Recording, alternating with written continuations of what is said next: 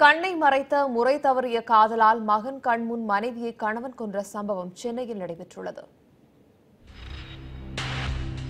சென்னை துறைப்பாக்கத்தை அடுத்த எழில்நகரில் வசித்து வரும் பாரத்திற்கு மோனிஷா என்ற மனைவியும் 5 வயதில் ஜெனித் அஸ்வின் என்ற மகனும் இருந்தனர். மனைவி குழந்தை என்று குடும்பம் பெருகிய நிலையில் பாரத்திற்கு அதே பகுதியில் வசிக்கும் பவித்ரா என்ற பெண்ணுடன் தொடர்பு ஏற்பட்டது. இதனை தெரிந்து கொண்ட மோனிஷா கணவனை கண்டித்தார். தகாத உறவை கைவிடுமாறும் மன்றாடினார். ஆனால் மனைவியை விட கள்ளக்காதலியே பாரத்திற்கு பெரிதாக்கி போனதால் குடும்பத்தில் தினமும் சண்டையும் சச்சரவும் தலை தூக்க ஆரம்பித்தது. இதனால் மோனிஷாவுக்கு அடி உதையுமே கிடைத்தன.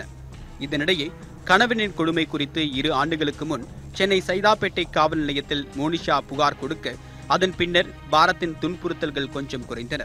இந்த நிலையில் கடந்த சில மாதங்களாகவே அவர் மீண்டும் மோனிஷாவை துன்புறுத்த ஆரம்பித்தார். அவன் என்னத்தால உடம்புல குத்துனான்னு தெரியல, ரத்தம் நிற்கிறது இல்லையா, உடம்பெல்லாம் தழும்பையா, ஊசியால குத்தி பாத்துக்கிறான், உயிர் போயிடுச்சானு.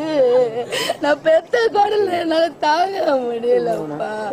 கொடுமைகள் தொடர்கதையானதால் கண்ணகி நகர் போலீசில் மோனிஷா புகார் கொடுக்க இதனால் பாரத்தின் ஆத்திரம் அதிகமானது. இந்நிலையில் சம்பவத்தன்று அதிகாலை 3 மணி அளவில் தூங்கிக் கொண்டிருந்த மோனிஷாவின் கழுத்தில் செல்போன் சார்ஜரின் வயரை கொண்டு பாரத் நெரிக்க ஆரம்பித்தார். விழித்துக் கொண்ட மோனிஷா போட்ட கூச்சலில் அருகில் படுத்திருந்த சிறுவன் ஜெனித் அஸ்வினும் விழித்துக் கொண்டார். மகனை மிரட்டிய பாரத் தூங்காவிட்டால் மகனையும் கொன்று விடுவதாக மிரட்டினார். இதனால் மிரண்டு போன சிறுவன் தூங்குவது போல நடித்த நிலையில் அவன் கண் முன்னால் மனைவியின் கழுத்தை நெரித்து அவரை குற்றுயிரும் குலையுயிருமாக மாற்றிய பாரத் வீட்டிலிருந்து தப்பி ஓடிவிட்டார். போகும் வழியில் மோனிஷாவின் தாயை தொலைபேசியில் தொடர்பு கொண்ட பாரத் மோனிஷாவுக்கு வலிப்பு வந்துள்ளதாக தெரிவித்தார். இதனால் பதறிப்போன மோனிஷாவின் தாயார் ஜெயா கண்ணகி நகருக்கு வந்து மகளை மருத்துவமனையில் சேர்த்தார். அங்கு சிகிச்சை பலனளிக்காமல் மோனிஷா உயிரிழந்தார். கண்ணகி நகர் காவல் நிலையத்தில் மோனிஷா புகார் கொடுத்த போது போலீசார் உரிய நடவடிக்கை எடுத்திருந்தால் இப்போது மோனிஷாவின் உயிர் பறிப்போய் இருக்காது என்று அவரது தாயார் குற்றம் சாட்டியுள்ளார். என் புள்ளி எப்படிலாம் கொடுமைப்படுத்தி அவனா சொல்லி ஒன்னு சித்திரவதை பண்ணி என் புள்ளி சாவடிச்சிட்டாயா. அது என்ன அவனுக்கு சரியான தண்டனை நீங்க என்ன கொடுக்கணும், இந்த உலகத்துக்கே ஒரு பாடமா இருக்கு.